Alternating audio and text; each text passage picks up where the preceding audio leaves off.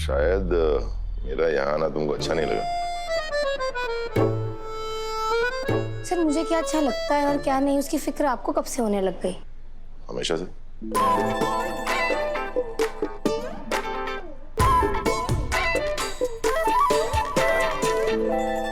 क्या कहना है बोलो। मतलब? मुझसे कुछ बात करना चाहती थी इसलिए तुमने अपने पापा मम्मी को बाहर भेज दिया। जब आप मुझे इतने अच्छे से समझते ही हैं तो मैंने उस दिन जो बोला था वो क्यों नहीं समझे? किस दिन? कुछ नहीं, आप रहने दीजिए।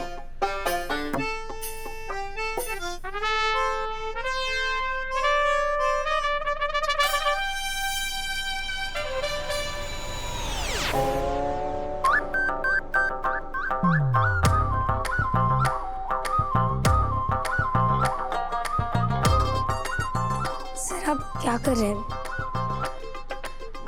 हाथ छोड़िए ना मेरा।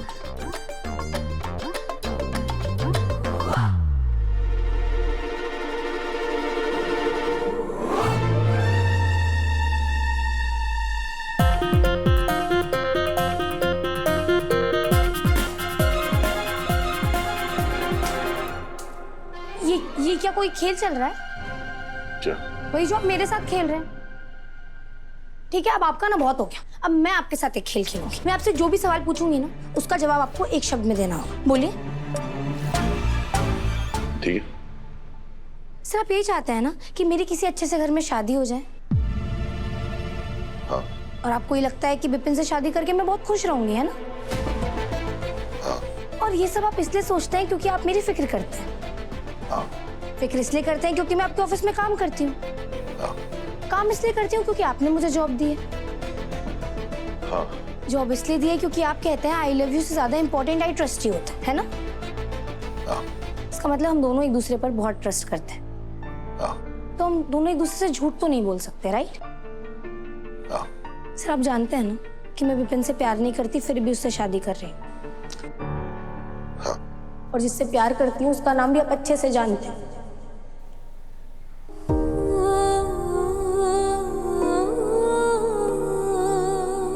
बोलिए ना सर, चुप क्यों हो गए? मेरे सवाल का जवाब दीजिए।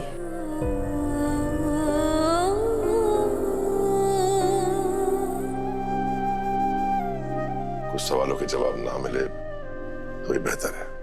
पर क्यों सर? क्योंकि जवाब सुनने के बाद सिर्फ दर्द ही मिलता है।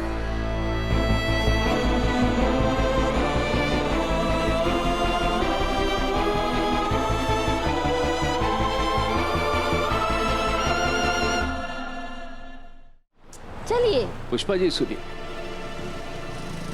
मैं फिर से कहता हूँ किसी और दुकान पे चलते हैं। आप घबरा क्यों रहे हैं? अब आप इस दुकान के नौकर नहीं है, ग्राहक है। और ग्राहक भगवान समान होता है। तो ऐसे भगवानों वाले टशन में चलिए। चलिए। अरे सुनिए सुनिए। चलिए चलिए आइए।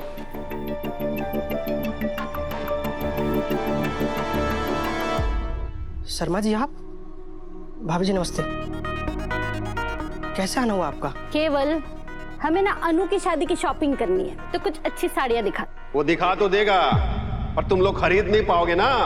औकात नहीं है तुम लोगों की।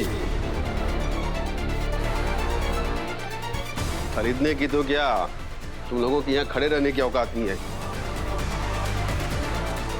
केवल सुबह सुबह बोनी मत खराब करो, इन सबको बाहर निकालो।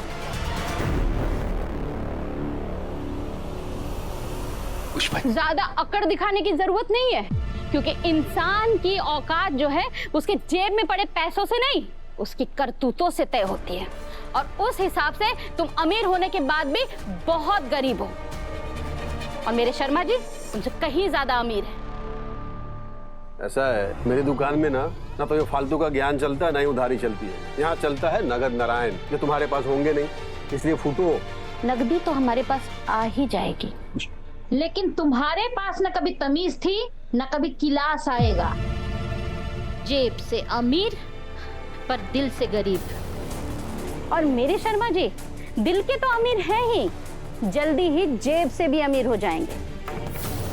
फिर इस दुकान को खरीद लेंगे वापस से। अच्छा, इस दुकान को खरीद लोगे? कैसे? रघुपति भाई साहब है ना, उनके बेटे बिपिन से मेरी अनु की शादी होने वाली है और उन्होंने कहा है कि शादी के बाद वो ये दुकान वापस से हमारे नाम कर देंगे।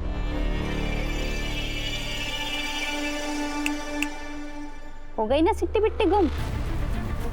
अब एक और बात सुन, जल्दी ही तू भी गुम हो जाएगा, क्योंकि जिस राजनंदिनी साड़ी को बेच करके तू पैसे कमा रहा है ना चप्पड़ गंजू, उसका मालिक हमारा खासम खास है। एक्चुअली बोलूं तो वो अभी हमारे ही घर में। यकीन नहीं आ रहा है तो अपने रघुपति भाई साहब को फोन करके पूछ लो।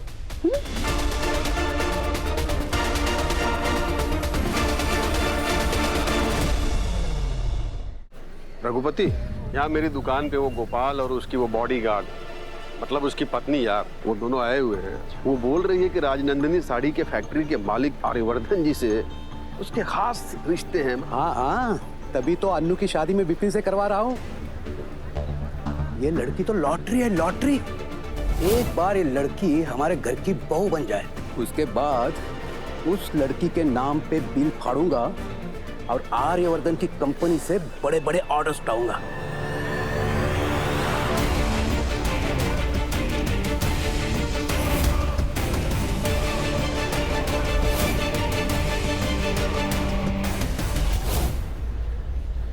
माता रानी, मैंने जिंदगी में पहली बार अपने लिए कोई सपना देखा, पर अब मुझे नहीं लगता वो कभी भी पूरा हो पाएगा। और गलती तो मेरी है ना, मैं कैसे भूल गई कि मेरी जैसी लड़कियों को ना सपने देखने का कोई अधिकार नहीं होता। हमारी किस्मत में खुशियां नहीं, सिर्फ एडजस्टमेंट्स लिखी होती, और अब मुझे भी वही करनी है। पर अगर बिपिन से शादी करके मेरे पापा की दुकान उन्हें वापस मिलती है ना, तो मैं शादी के लिए तैयार हूँ। ये क्या, मेरे मम्मी पापा की खुशी के लिए मैं कुछ भी करने के लिए तैयार हूँ।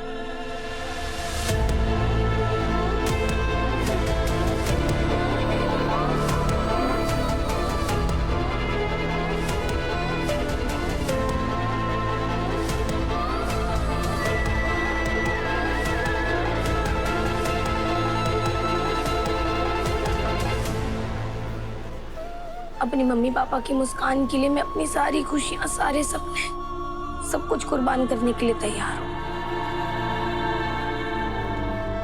मैं दोबारा ऐसे कभी सपने नहीं देखूंगी माँ, कभी।